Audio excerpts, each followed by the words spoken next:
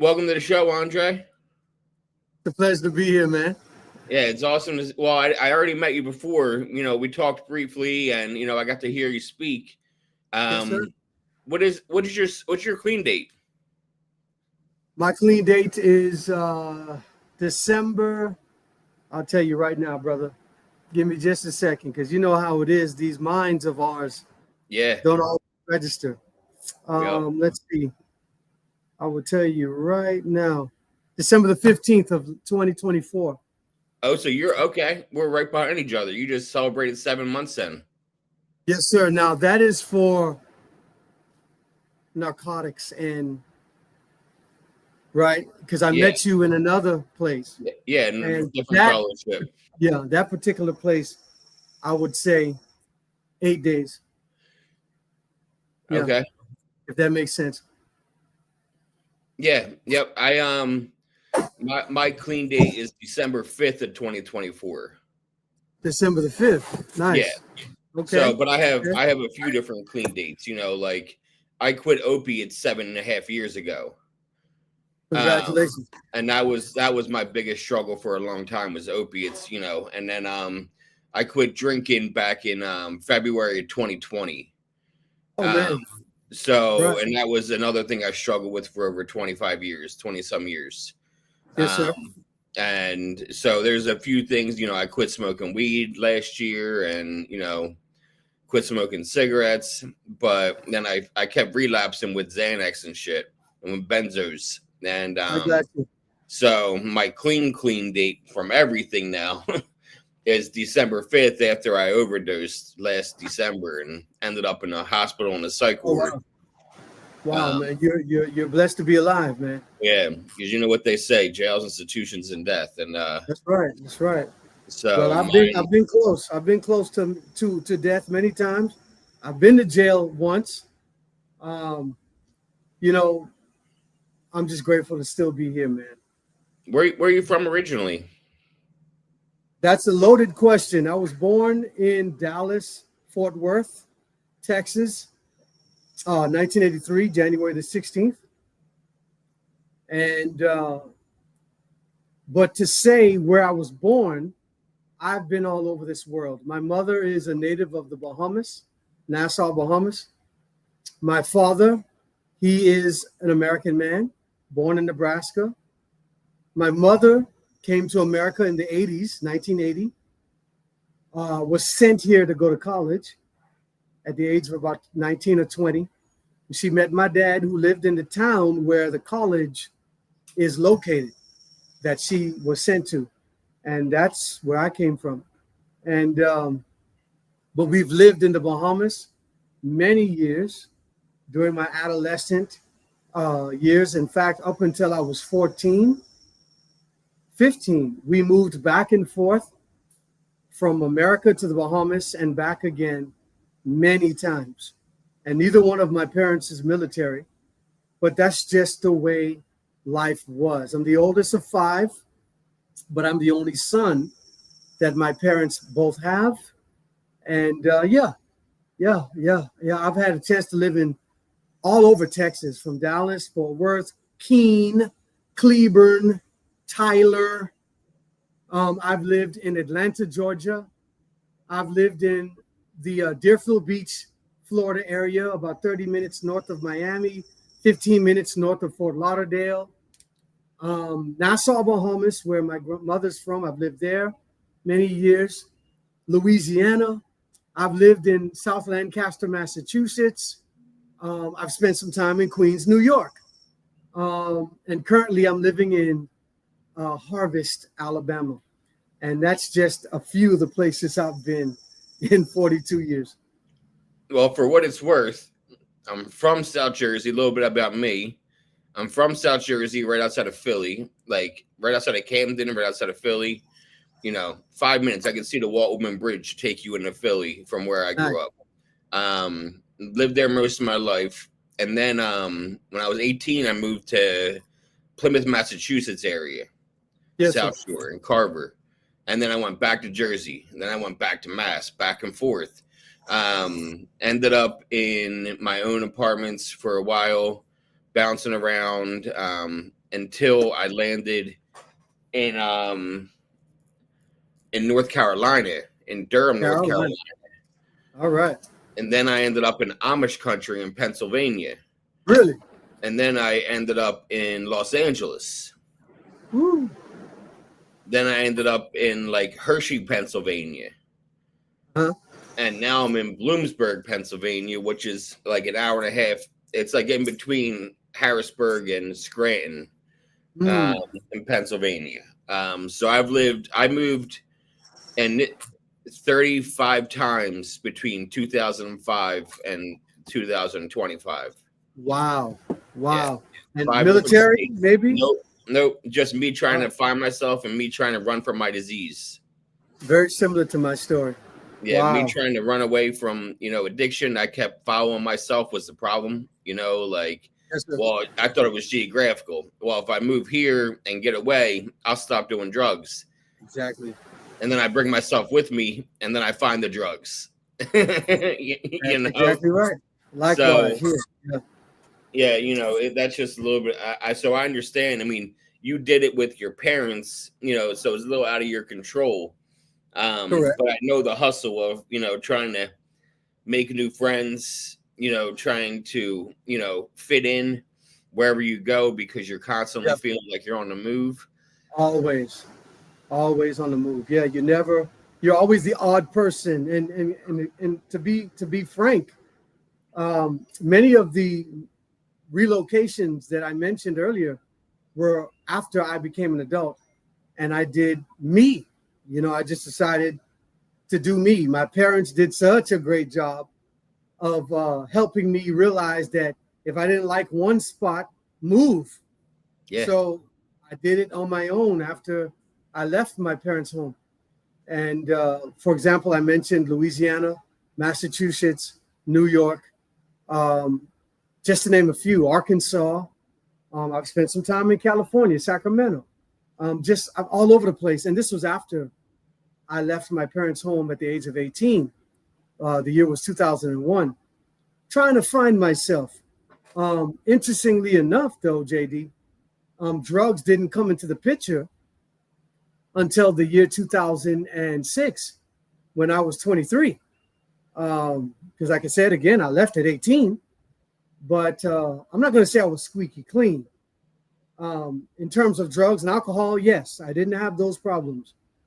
But I did have a flaming sex addiction. And this is going to shock you and your audience, but up until I was 21, I was a virgin. But it was very, very early on, at the age of 9 years old, where sex addiction, when it came to pornography, masturbation, magazines, and then even having family members fondle me, have sexual type energy towards me, started happening, like I said, at the age of 9. So yeah, man, I know what addiction is and I've experienced it, and I'm learning now as of today, to overcome it. Yeah, I mean, addiction comes in all shapes and sizes and forms, and I've said it once and I'll say it a million times. My drug of choice is the word more. Nice. I like that. Because I'm never done being an addict. And it doesn't matter what it is, whether it's a substance, a drug, whether it's alcohol, whether it's cigarettes, whether it's sex, whether it's love, whether it's being on my phone, doing these podcasts, coffee. I gotta learn moderation because I can't. Food. I can't quit food.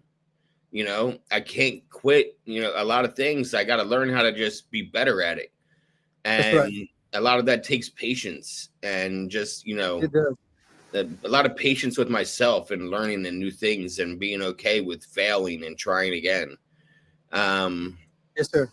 So, it's not shocking, but it is. I've heard crazy things, on these, over 200 and some almost 300 episodes. I've heard everything you can imagine. And it's funny you said Sacramento because my home group, because I do assume, is based out of Santa Cruz, not far from Nice.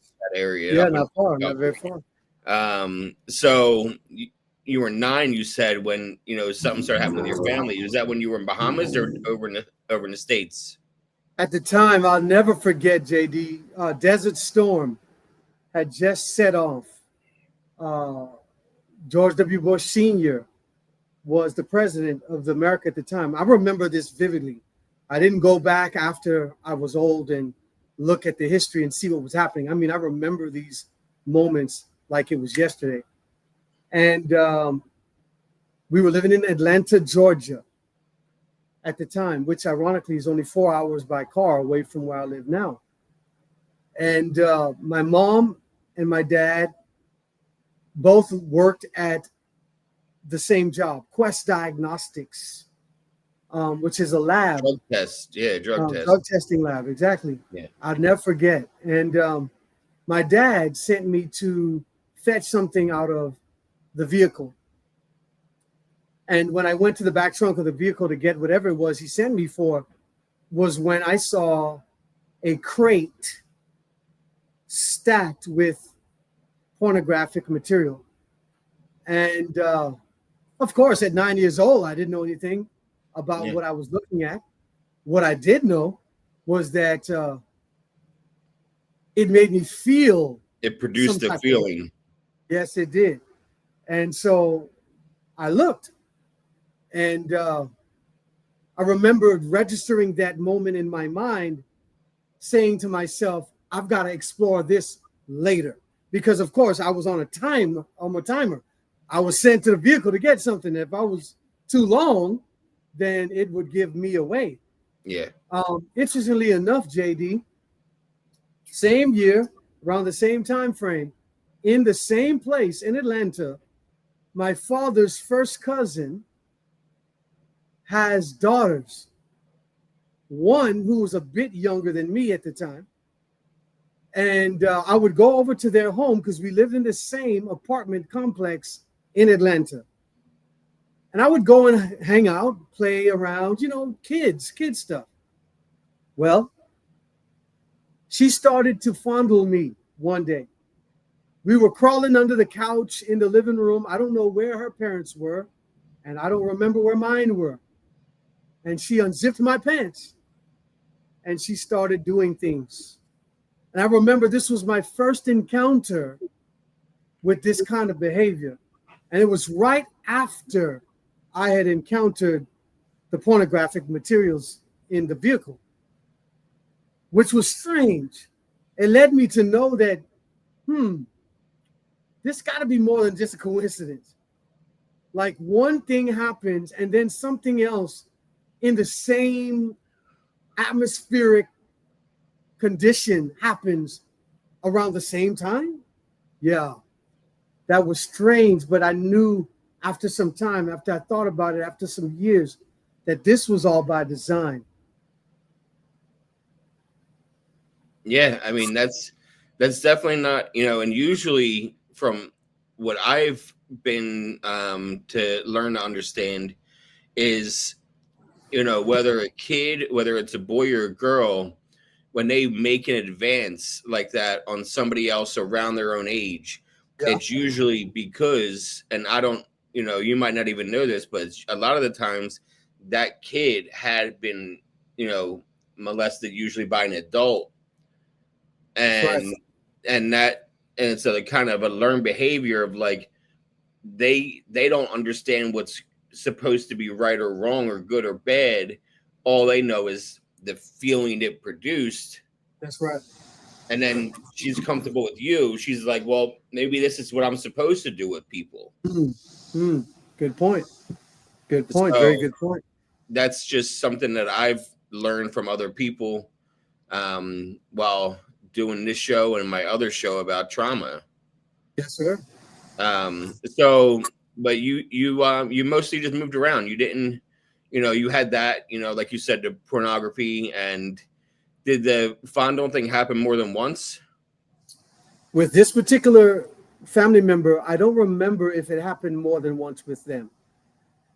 However, again, I would say the year was 1992. Somewhere along the lines of 92, maybe the end of 1992, beginnings of 1993, my parents picked us up, me and the siblings that were born at that time, and we moved to the Bahamas again. uh, it was a theme of my young life, back and forth. And when we moved to the Bahamas, my mother has a brother who is her older brother. My mother is the second oldest of five children that my mother's father and my mother's father and mother have. My grandfather, my mother's dad, had kids before he married my grandmother. And you know, it's funny, JD, I'm learning now, the last 6 years, that there's been a sexual demon, if you will, in my family. And I'm learning that not because people have exposed it or shared it, things have opened up and have happened, and I've seen it. No one in the family who's quote unquote responsible or has been involved has said anything to me directly. Because as a kid, you know that mentality. Well, if you don't know, it won't hurt you. It's none of your business. You're a child. We don't discuss certain things. And even when I became an adult, but when I moved to the Bahamas shortly after this incident in Atlanta, my mother's oldest brother has a daughter. And she started picking up where the other female cousin in Atlanta left off. And in similar fashion, unsolicited, I didn't ask for it. I was not a forward person at that time anyway, when it came to sexual behavior. And my female cousin, we were sitting on the stairwell in my grandparents' two-story home in the Bahamas. My grandparents were not poor, but they were not rich, but they were educated. They did well for themselves. And they lived in a two-story, 5-bedroom home. And there was a stairwell after you walk through the living room and you'd go upstairs. And we would sit on the stairwell as kids and we just hang out and talk. This was before cell phones, internet. And I remember I was sitting behind my cousin. And she reached back without looking, slid her hands in the slit of my shorts and started touching me. And it was strange again, just like the first episode with the first female cousin. But although it was strange to an extent, it felt good. And I didn't understand it. I knew that I couldn't say anything to anybody about it. In fact, I didn't even discuss it with her. And that was just the way it was. But it truly opened the door, because around this time, once we had moved to the Bahamas and these type of behaviors started the second time, I had more access to sexually illicit images, programs, et cetera, et cetera. And I guess I can get into that later as to how that happened. Yeah. Well, so I want to kind of jump ahead a little bit. Just to get, so you're 23. Where are you living when you discover drugs or alcohol, and what was it first? What came first, drugs or drinking? Alcohol was the first. Vodka and orange juice. No, sorry, vodka and Kool-Aid. I never forget it. And there's a whole story, and I don't want to kill all of our time, but I was on a college campus. There's no time limit. No. I was in South Lancaster, Massachusetts, which I had mentioned earlier. Mm-hmm. I had worked that summer, the summer of 2005 and the summer of 2006, 2 summers in a row, for a publishing company whose name will remain anonymous. And my job at that time was to recruit college students from different campuses around the USA. And when I was working for this company, I was gifted a vehicle. It was on contract, and I would get paid every month. But the vehicle was only for the purpose of recruiting. And it was a blessing because I didn't have a vehicle of my own. Well, summer 2005 went well. Summer of 2006, I recruited a few students from a college campus in Texas, and we traveled up to Massachusetts to sell books door to door. And this was a way for them to earn monies for their schooling and a way for me to move up in the ranks, if you will, at this publishing company in terms of how many books and materials we could sell. The summer went great up until we were able to recruit a young lady from a college who I began to become sexually intimate with. And of course, it was illegal completely. We would sneak off and do what we were doing because we were staying in a church at the time. And I knew better. After the summer program was over, one of the gentlemen that I had recruited from a college in Texas was now going to continue his education, but in South Lancaster, Massachusetts, instead of going back to Texas where I met him and then recruited him. And I got this bright idea, JD, that I was going to go ahead and quit my job, but hold on to their vehicle and just go to the college campus with his brother. And the young lady who I was having sex with, she decided she was going to the same campus as well. It was 2006. And one evening while on campus, I was not even a student there. I had tried to register. At the time I was 23. I had already been to college twice up to this point.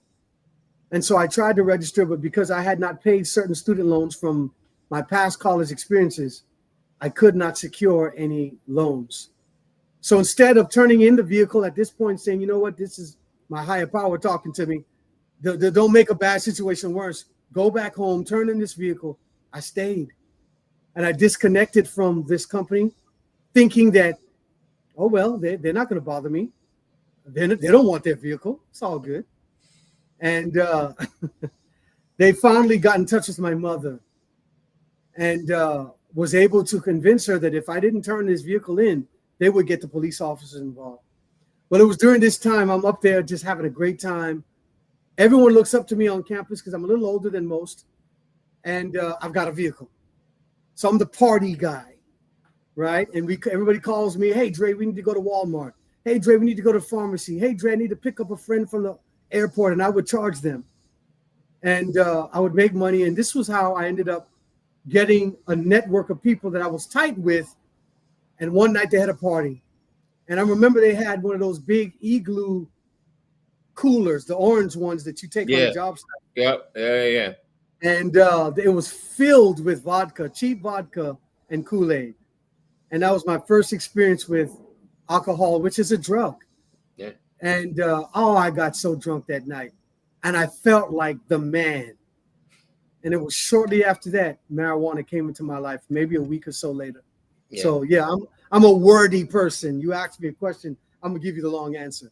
But, yeah, no, that's fun. Yeah, and we used to make jungle juice, and put it into those igloos. And, the last time I remember drinking out of an igloo like that big was down in Outer Banks.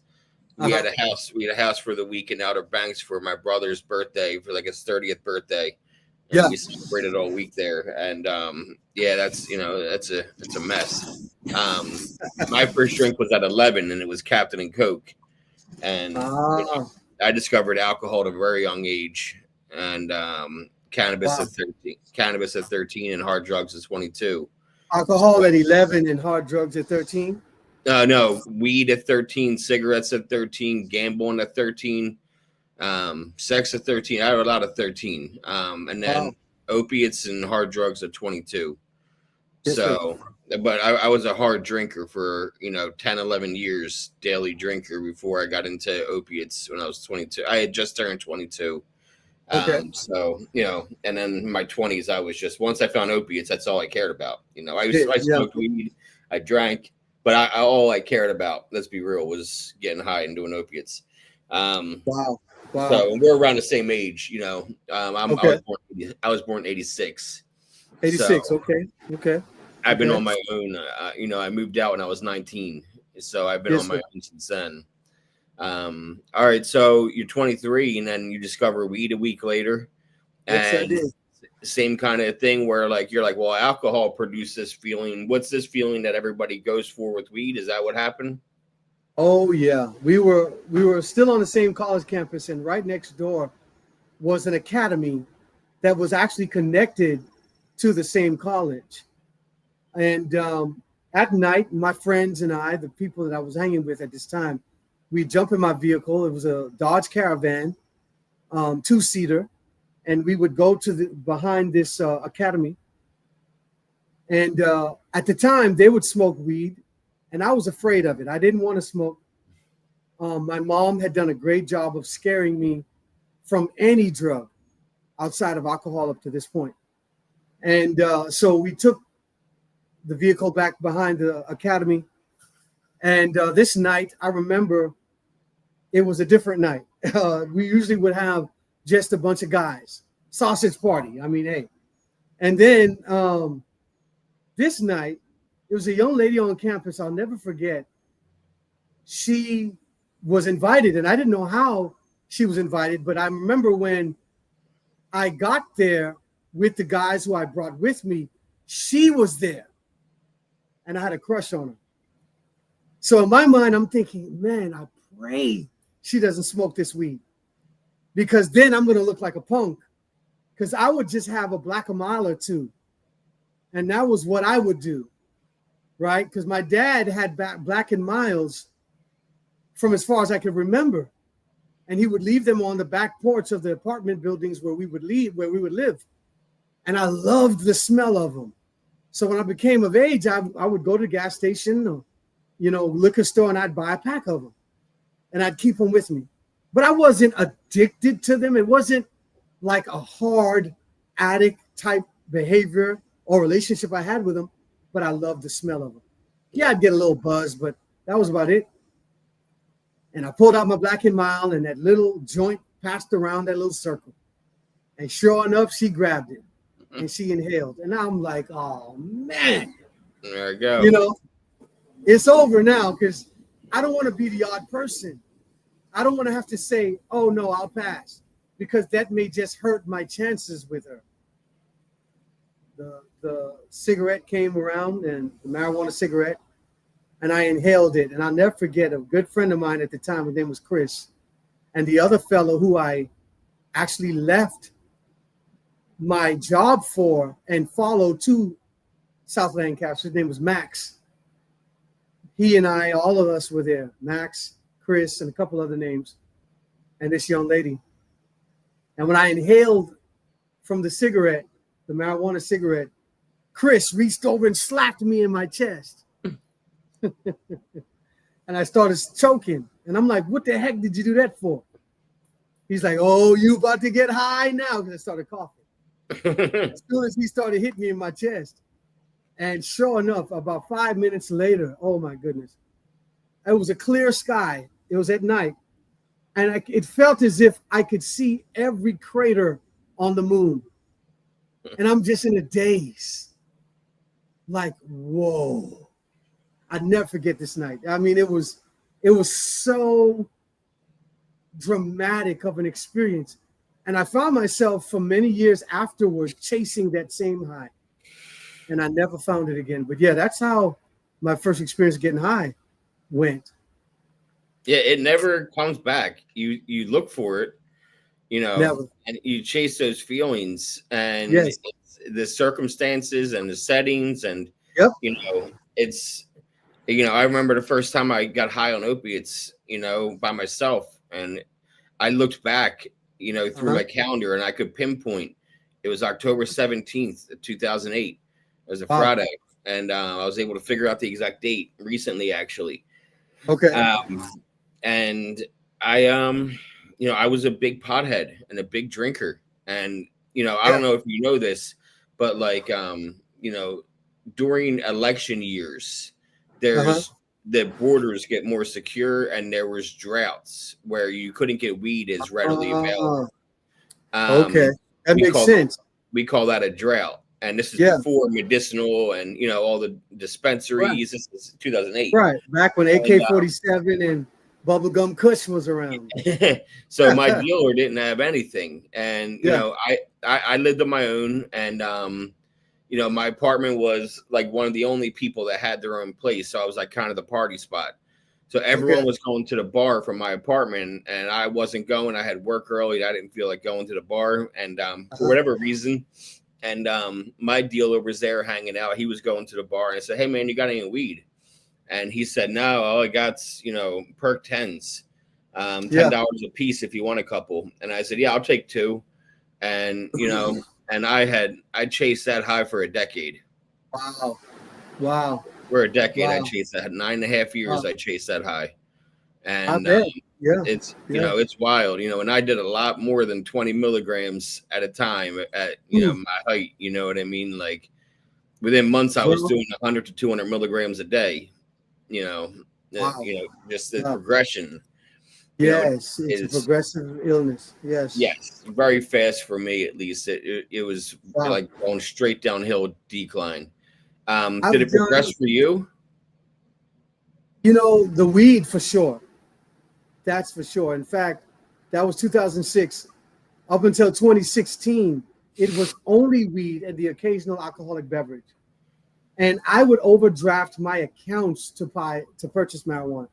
And it was never really the strands that people talked about back in the day. Like I mentioned, AK-47, bubblegum Kush, purple Kush. I would overdraft my account just to get some dirt weed. There was a strand in Texas, floating around Texas, that went by the name of popcorn. We called it popcorn, and that was about the best quality I would purchase. It's like a mid grade, and the year was around 2006, and then 2007. When I first started getting high, it was 2006, and then I left Massachusetts. Finally, this company that I owed the vehicle to, they caught up with me through my mother. I turned in the vehicle. And there's a wild story about how I ran around on campus during the Christmas of 2006 with no vehicle. And it was wintertime and I was freezing to death. And it was a friend that I had ran across during the time when I had the vehicle that let me stay in his student housing for a week. And then finally, my parents came all the way from Texas and scooped me up. I went back home to Texas finally, and I ended up working in Tyler, Texas at a hospital there. And this popcorn was about the highest grade. But around the same time, I'm a huge Dallas Cowboy fan. Huge. I mean, from Texas. And this was during the Tony Romo era. If anybody's a football fan, you remember that era I'm with a the big Eagles cardiac fan. arrest. I'm a big Eagles fan. Oh my goodness. Well you remember. Yes, I And sure do. you remember you had McNabb. Donovan McNabb was your Yes, quarterback at the time. And he was a darn good quarterback, 4 NFC championship games during his tenure. yeah. I'm a huge football buff. Not so much today, but during the early 2000s, oh yeah. Mhm. Oh yeah. And I knew all the names on any team, all the big names. And I remember it was a round card playoff game. Dallas was playing Seattle. I'll never forget it. Tony Romo was not even the quarterback at the time, but he was asked to take the special teams punt or kick. And had they made this extra point, we would have advanced in the playoffs. I'll never forget this night, dude. And it was that night, my sister's ex-boyfriend, he pulled out a blue dolphin. The whole thing. Now he broke it in half. He had enough common sense. He knew that this thing was strong. I didn't know anything about opiates at this time. It was just weed and alcohol. He broke it in half. He said, "Andrae, you're gonna feel something with this, man." He's like, you're not gonna know what hit you. And I'm thinking, well, man, it can't be that bad. And I took this thing, man, and I'll never forget the trip I was on that night for like the next 4 or 5 hours. The room was spinning. And it felt like I was standing in the middle of it and I could not stop this spinning action. I remember feeling quite afraid. I was so scared. I thought I was going to die. Would my you heart. call it a blue dolphin? Say it again. You called it a blue dolphin? It's called a blue dolphin. Is that the 30 milligram oxys? That's exactly what it was. Okay.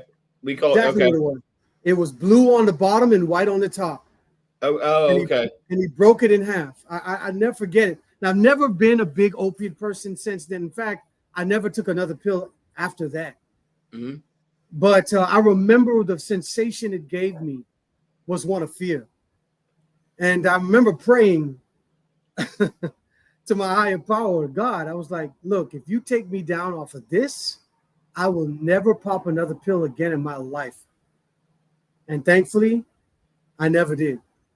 But it got worse from there. Cocaine came into my life about 10 years later, in 2016.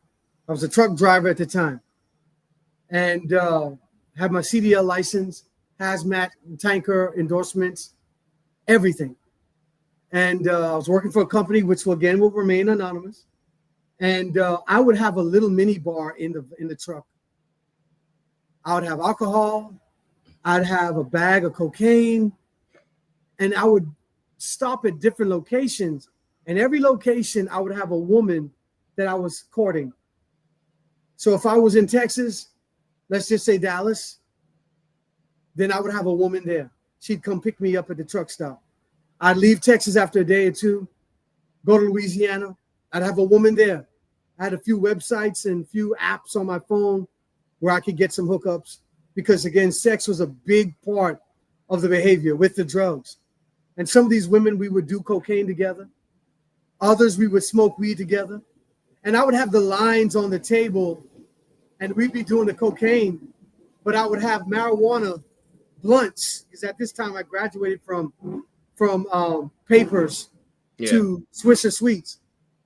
And I would have them lit in an ashtray so that when the cocaine would hit me too hard, I could bring myself down just a little bit with the weed.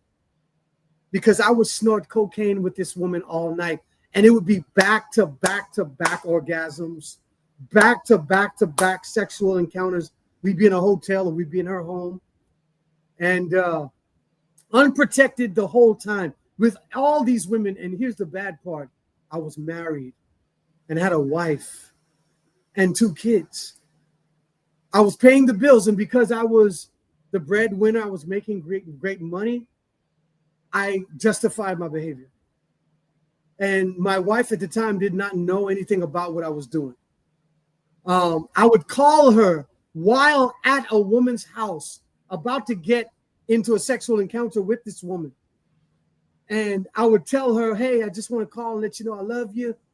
Can I talk to the kids? Talk to them, talk the kids in. And then I would reassure my wife that I loved her and hang up the phone and walk into the bedroom. And a lot of times the woman I was about to have sex with, do drugs with, was sitting right there while I was on the phone with my wife. And that's just the way I was living. Yeah. Just diabolical, bro.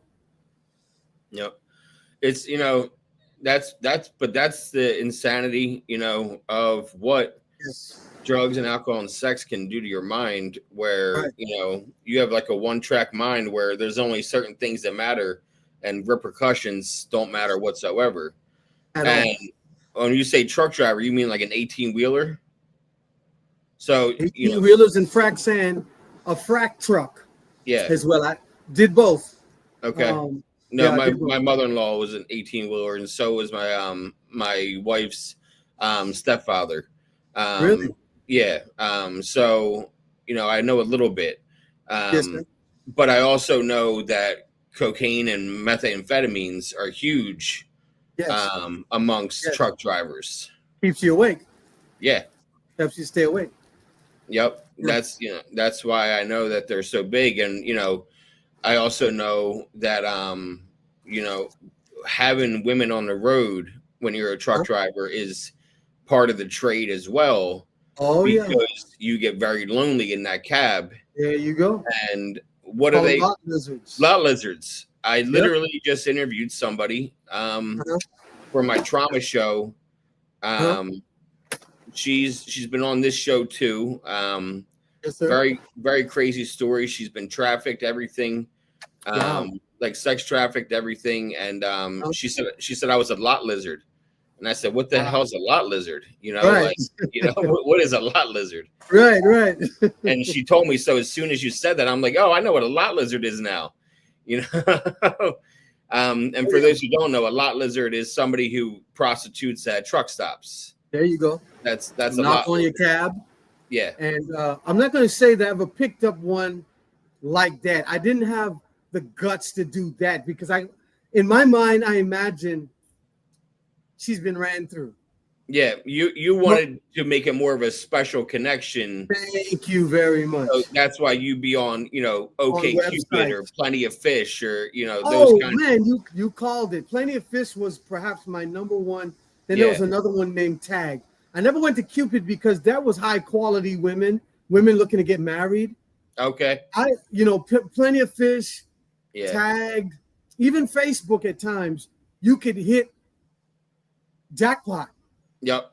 If you had the right image on a picture or a photo on your profile. Yeah. And then if your woman good gave you a chance and you ended up having a phone call and you said the right things, you maybe flash some money, promise something.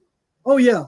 You can tell the women who wanted just a sexual encounter for a couple of dollars. And then some of the profiles on POF, they would have little keywords that would tip you off as a person who frequents that kind of woman or man.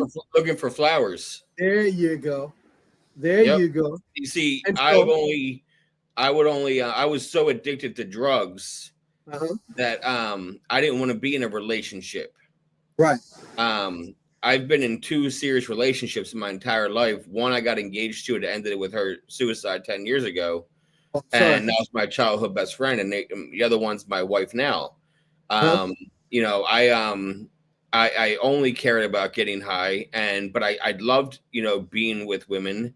But that's how I know about Plenty of Fish, and that's how I know about the flowers, because I'd rather just, you know, have the hookup and have that connection and then move on. There you go. Not have to worry about the ties, not disappointing somebody because I'm a drug addict. Right. Yeah, you know, I care more about the drugs than I care about being in a relationship. I'm not going to treat you right. You know, you're looking for this, I'm looking for this. Let's make a connection, move on. Right. Get what we can get from each other and then move on. Move on. Yeah. You know, it's weird, JD, because that was exactly how I started. And then somewhere along the line, for example, this one particular summer is 2016. I was stationed. I had stopped driving trucks at this time. I still had my CDLs, but I had found a job working for the Army Corps of Engineers in a little town in Alabama as a contract worker, making great money. And so I left the ex-wife and my kids where we were living, and I moved to this town in Alabama. And when I got there, in this Army Corps of Engineer building, you think it'd be just a bunch of professional women, but there were some women there, professional women, that were very randy, to say the least. And I'm a 6'5" dude. I try to carry myself nice.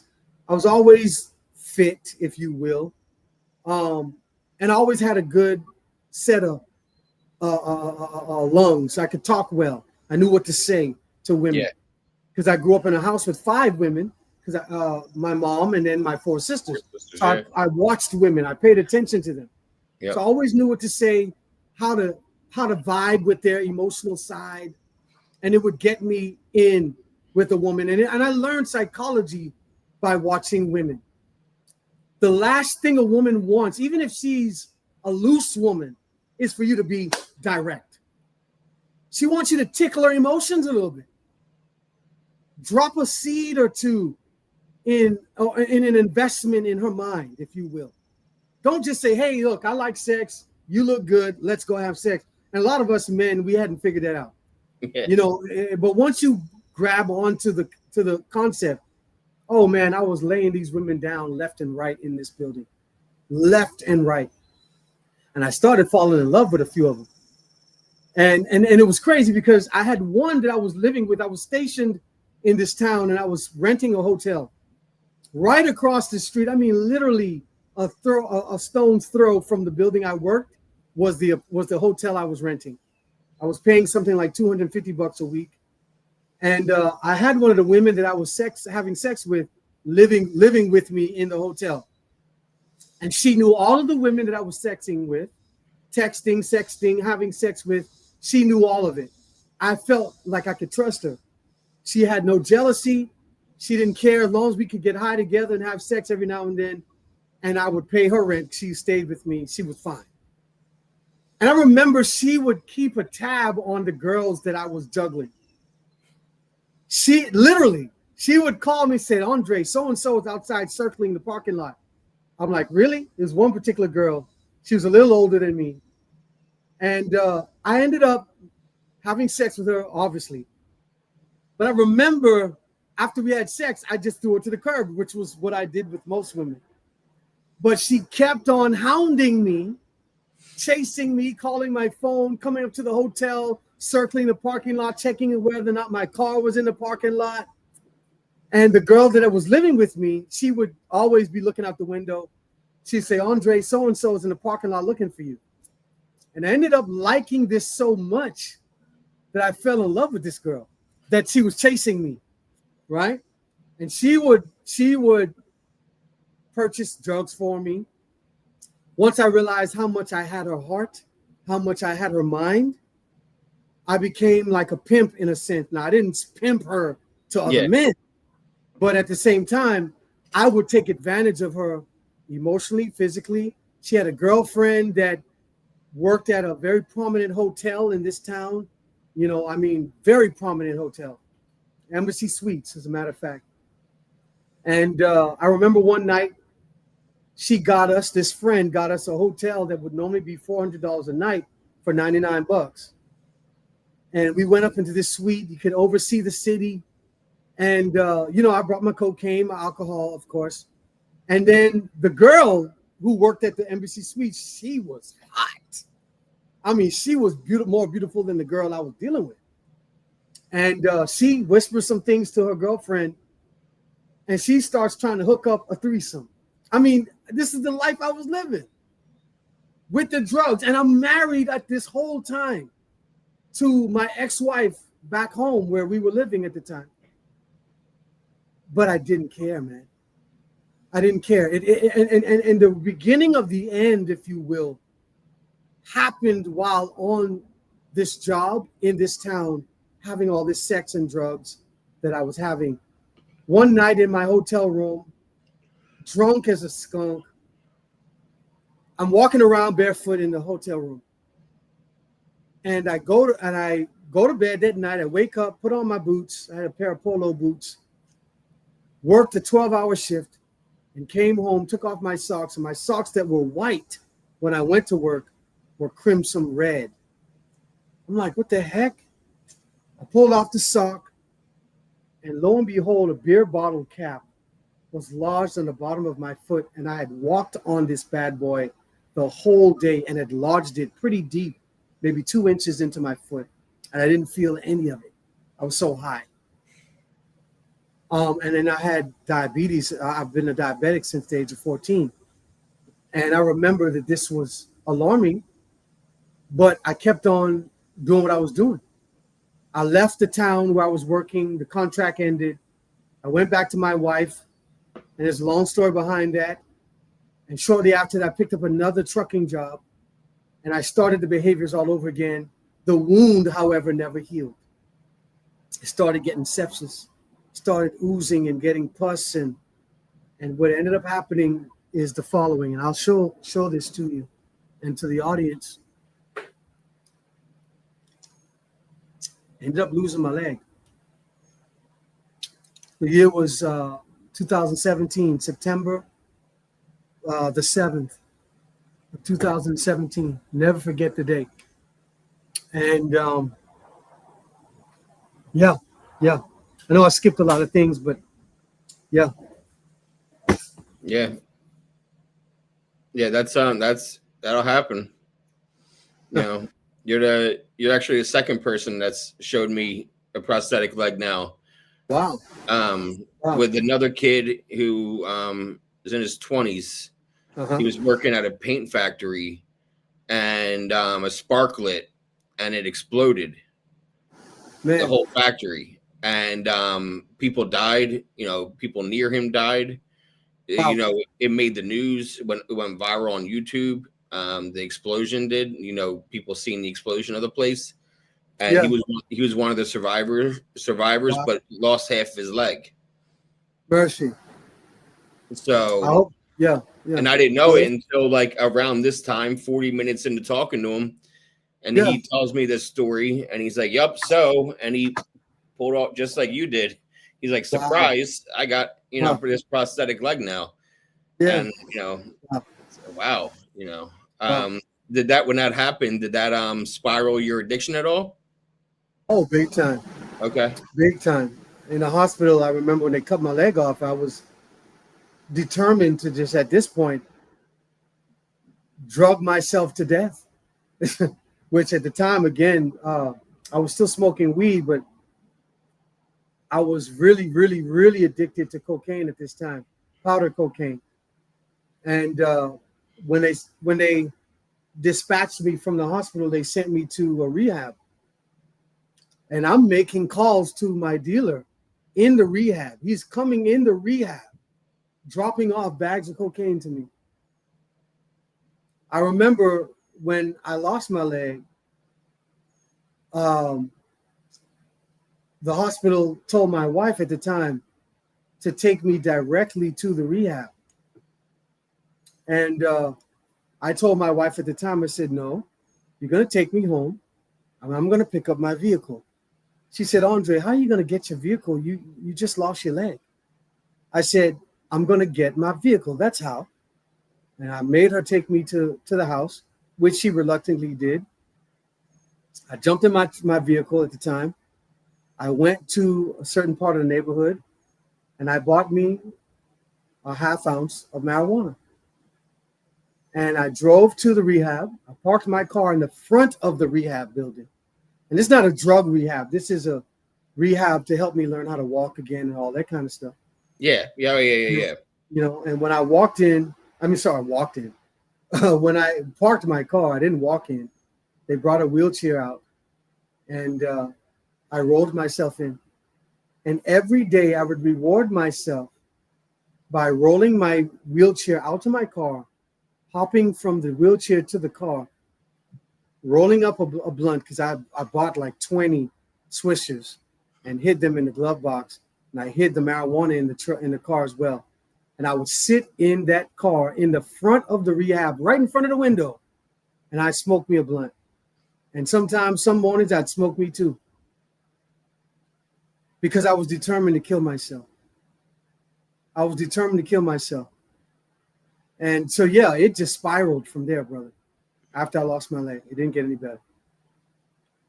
And what year was this? 2017? 2017. Yes, sir. But it still took another 7 years before you found any kind of recovery. Yes and no. Year 2018, a year or so after this incident, I found an outpatient recovery facility in the town where I was living. At this time, I lost my CDLs. I couldn't pass a physical. And all the money, the cash flow was pretty much gone.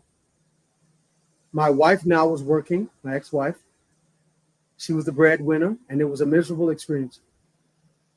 Because when you got money, at least you can get away with certain behavior. Yeah. But now you've got eyes on you because you're at home, you're not working. My ex-wife is checking my phone, checking my emails now. She's getting smarter. She's realizing, this was how you did stuff while you're on the road. Now you're at home, so I can keep up with you. And it's only a miracle that she didn't divorce me up to this point, because she could have divorced me many times over. But she hooked up a outpatient rehab consultation, if you will, 6-week program.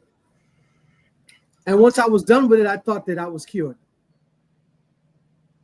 And for about a year, I stayed away from the drugs and alcohol.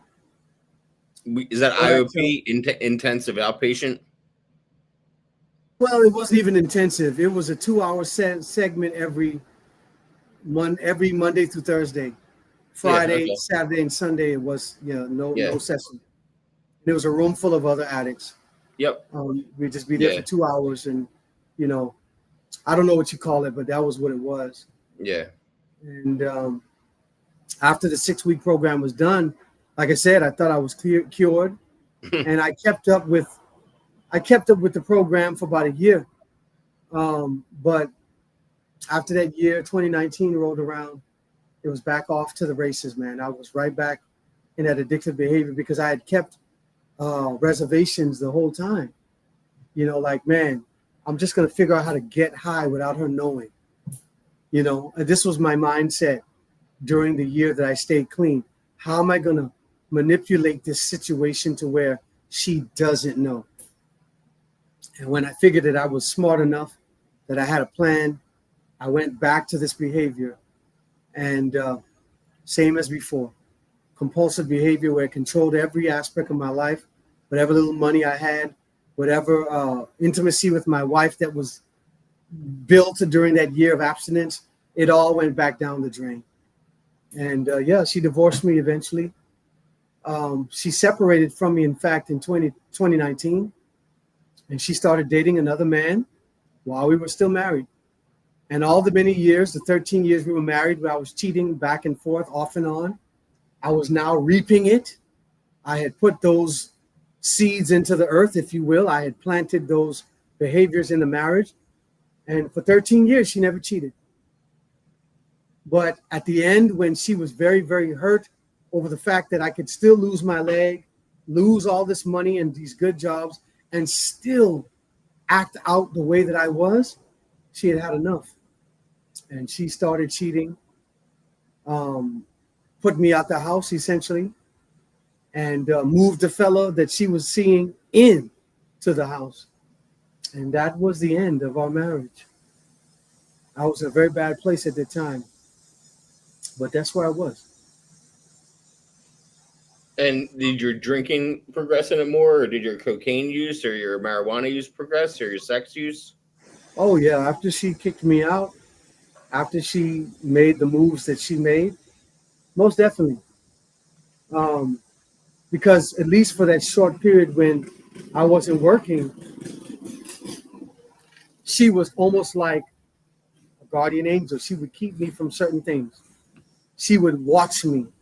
She had surveillance on me. But once she put me out and she moved on with her life, there was no one there to stop me. And there were all night cocaine binges, all night alcoholic beverages, all night marijuana smoking. I mean, it was just ridiculous. And it wasn't very long after this that my kidney function started to fail.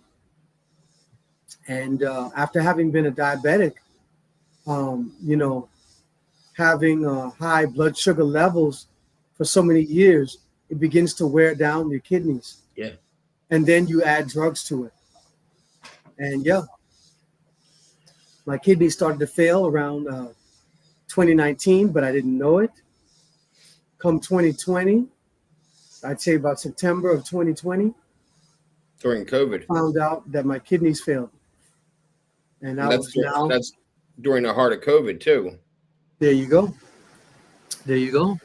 And I became a renal patient to this day. The last 5 years, I've been, nearly 5 years, March of next year, March of 2026, will make 5 years I've been a dialysis patient. Do you go in Praying. person 3 days a week, or do they come to you? No, I have a dialysis machine in my home, and that has been a blessing. So I get to do the treatments at home. That is, I mean, I work in healthcare. You know, I schedule appointments all day long for orthopedics, podiatry, and wound care. And Really? there's a lot of people I talk to. I've been doing that for almost 4 years, and I work from home doing it.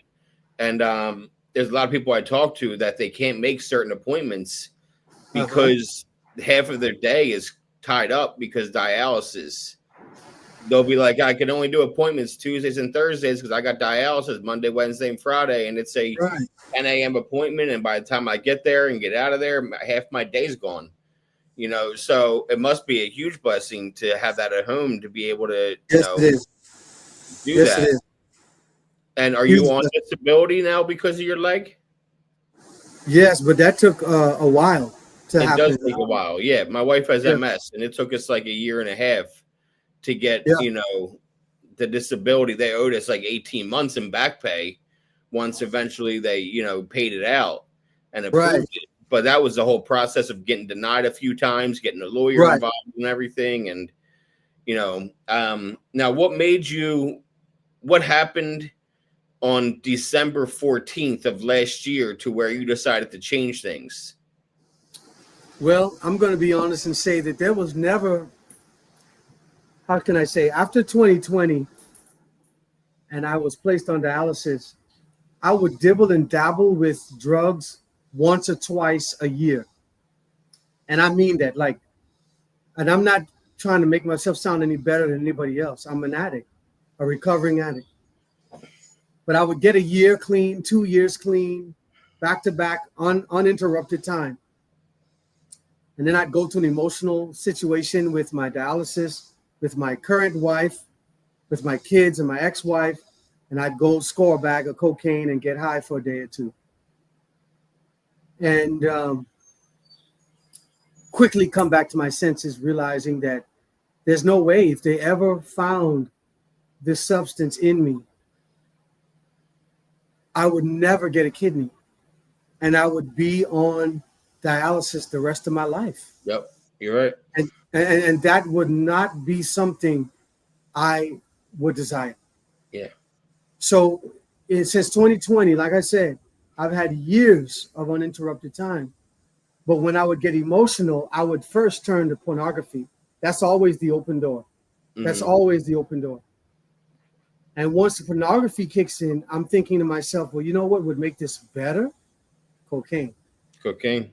And I would go get the cocaine, and for a day or two, I would binge watch porn and masturbate while snorting cocaine.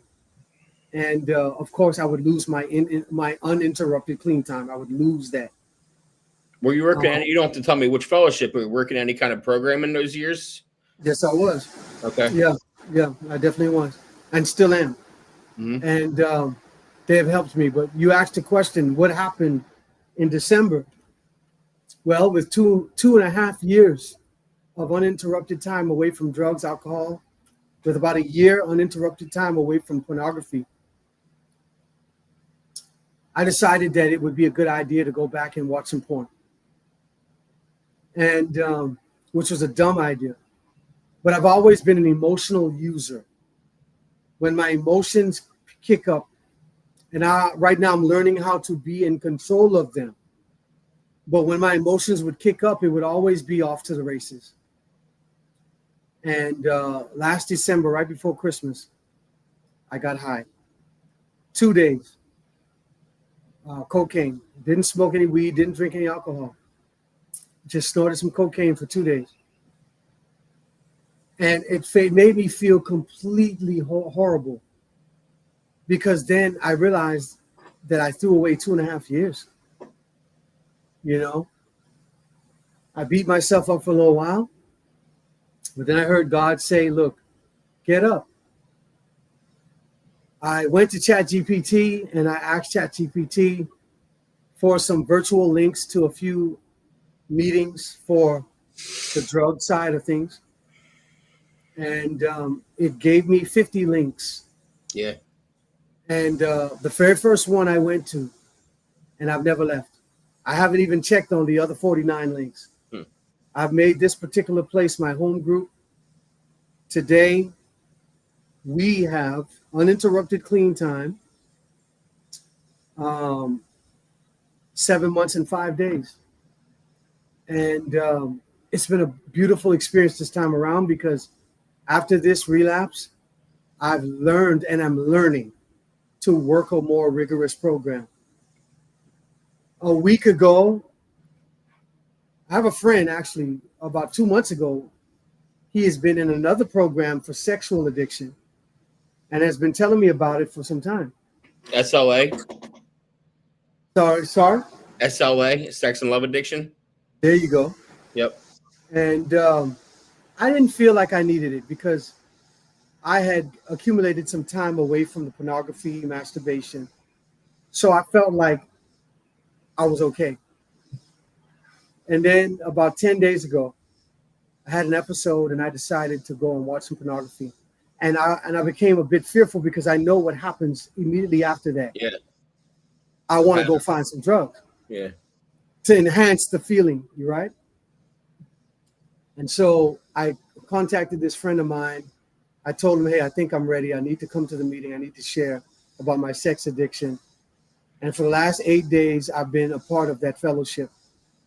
And I have not had any episodes in the last 8 days with the sexual side of things, pornography, masturbation, lustful thoughts, any of it. And I've been working my program. I'll go to the meeting, the other fellowship. It's a 24-hour platform, and I'll just listen.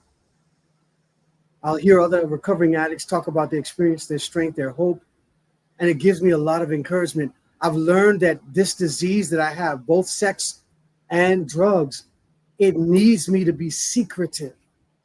It needs me to be isolated in order for it to grow. Because as a child and even as an adult, I learned that, well, who am I going to talk to about this? No one's going to want to hear this. No one's going to want to entertain this. So I kept it to myself. But I'm learning even in the other fellowship for the drugs, I'll often get in there and I'll share about pornographic images and thoughts that have tried to grab me. Because I've learned and I'm learning, I've got to stay ahead of it. I've got to expose it in order for it not to control me. Yeah. And that's where I'm at right now, brother. Yeah, that's why they say our secrets keep us sick. Yes, they do. You know, and it's important to talk about things that traumatized us, because if not, they're going to hold power in our minds, and our brains are a very powerful thing. And a lot of the times you want to hope that your brain is working for you, but unfortunately, if you're an addict, a lot of the times your brain is working against you. Yeah. Yeah, JD, I can attest to that. Where am I at now? I'm not cured. Where am I at now? I haven't arrived. You have a YouTube channel, right? I do. What do you do on that? What are you doing that? So I am a Christian man. And all my life, I've known that God called me to ministry. And in fact, JD, believe it or not, off and on, back and forth, since 2010, I have been involved in media ministry, where on YouTube, Facebook, TikTok, Instagram, I have been making videos to encourage people. I mentioned that it's been off and on, quite frankly, because whenever the addictive behaviors kicked in, I would leave that type of thing alone. I didn't want to be a hypocrite. Yeah. I didn't want to point people to an answer when I myself didn't have the answer. Yeah. So I would leave it alone. And what you're doing, I've done. I've had a StreamYard account. I've interviewed people. I've had different YouTube channels. I've had different Facebook pages, Facebook profiles. And I've done this off and on for 15 years, but I've never been just solid with it. So about 7 months ago, I made a new YouTube, and I've been pretty disciplined to post on it every day, at least a short video every day, 1 or 2, and then a long form video at least once a week. I reopened a Facebook page of mine. It has 88,000 followers, and I give my higher power, God, all the glory for that. I don't take any credit for it. And I reopened it for the last 5 weeks now, and I've been working it, sharing some short videos predominantly, And every now and then, every 2 or 3 weeks, I'll post a long form video, 10, 15 minutes long. And like I said, that platform has grown, 88,000 followers there. The YouTube channel that I created about 7 months ago, we're hovering at around 359 subscribers. But it's just a game of consistency. Just continue to post. And one day you will be rewarded. I believe that my higher power sees everything that I'm doing. He sees my heart. And I believe that with these moments of obscurity, if you will, when there's not a lot of activity, there's not a lot of traffic on the ministry pages, that is a time for me to inspect myself, to search myself, to see, why am I doing this? Why am I sharing? Am I looking for numbers only? And of course, that's what you want. You want people to see what you're doing. Yep. But am I also living and practicing what I'm preaching? And while I have very small numbers, I'm practicing the behaviors of consistency. And that's a challenge. Sometimes I grade myself well when there are no bouts of pornography or lustful thoughts, when I'm not doing the drugs. But then let's just say I have a mishap, a misstep, and I go back into any of those behaviors, the drugs, the porn, the lust. Then I start beating myself up. And I've got to learn that, of course, the goal is not to fall back into these behaviors. But if I do, get back up, brush myself off, and keep going. Because this is a lifelong marathon and not a sprint, the content creation. My Facebook page is entitled Andrae Return. Sorry, I said Facebook. What I meant to say was my YouTube account. My YouTube account is Andrae, Andrae, Return. So if anybody puts that into the search engine, Andrae space Return, you will see my short videos and the few long videos. I've got maybe 5 long videos and then one in the queue that will be released on Tuesday. Well, if you send me all your links, your TikTok, your Facebook, your all of them, YouTube, I'll put it in the description of the episode. So you're watching this right now and you want to check one of them out, you can go in the description, click the hyperlink, and it'll take you right to it. Thank you. I would appreciate that. And I would encourage anyone. You may not be a Christian. I am not a Bible thumper. What do I mean by that? Matter of fact, I've had my Bible open this whole time and I've not referenced it once. Wisdom is knowing what I believe and knowing that if I want to share something from here, the Bible, I will do it on my platform. Yeah. And I will draw you here based on me just being able to vibe with you, hearing something that you may relate to. Yep. Right? And then that'll lead you back to my platform where you will hear things about the Bible. I am an addict, a sex addict, a drug addict. At 42 years old, I'm a dialysis patient, 5 years almost. I've been an amputee for 8 years.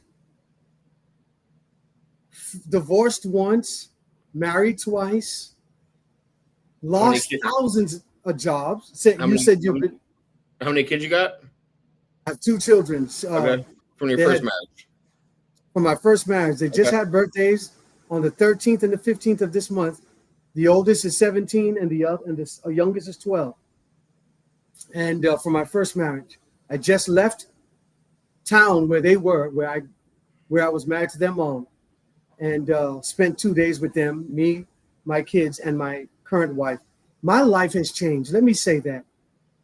You may be looking at my clean time and say, well, he's only got 7 months clean from the drugs. He's only got 8 days clean from any pornographic material.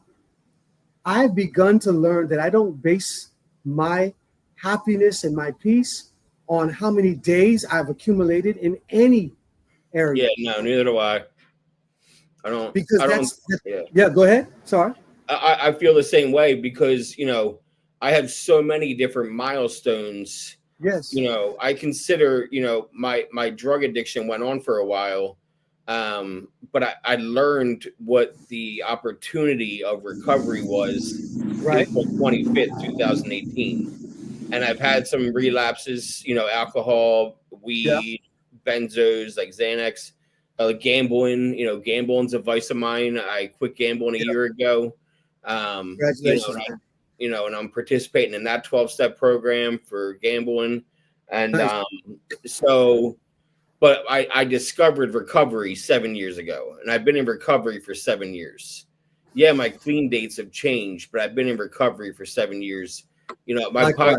This podcast, the first episode, I'm in the mid twos. I've interviewed almost 300 people, and my first episode ever aired July 7th, 2021. Okay. So it's been around for 4 years now, and Yes, sir. I've taken time off after my relapse last November, and I overdosed and ended up in a psych ward. Yes, sir.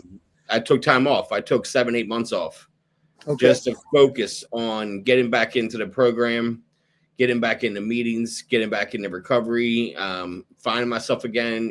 My wife trusted me again. And it shit takes time.